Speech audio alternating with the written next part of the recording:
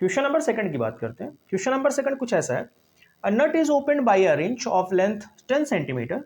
If the least force required is 5 newton, find the moment of force needed to turn the nut.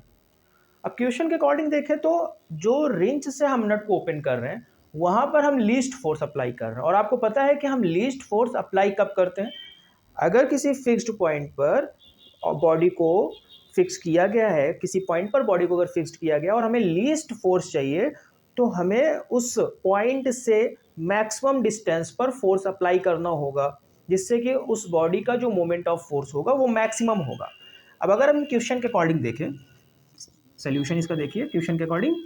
A nut is opened by a wrench of length 10 centimetre. तो अगर एक नट यहाँ पर है और इसको अगर हम एक रिंच से ओपन करते हैं तो जो रिंच की लेंथ दी हुई है वो हमें 10 सेंटीमीटर गिवन दैट है। If the least force required is 5 Newton, force जो हम अप्लाई कर रहे हो 5 न्यूटन का है और मिनिमम फोर्स है, और आपको पता है अगर हमें मिनिमम फोर्स अप्लाई करना है तो हमें मैक्सिमम डिस्टेंस लेना होगा, और वही मैक्सिमम डिस्टेंस हमारी क्या होगी, जो ये रिंच की लेंथ है, हम जो परपेंडिकुलर डिस्टेंस लेंगे वो हम ये 10 सेंटीमीटर ही लेंगे, और फाइंड करना है हमें मोमेंट ऑफ फोर्स। तो आपको पता है moment of force is equal to होता है force into perpendicular distance.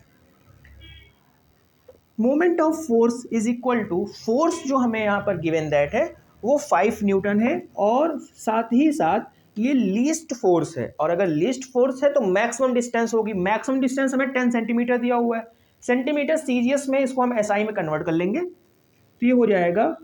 0.1 metre. तो अपना आंसर जो आएगा वो आएगा 0.5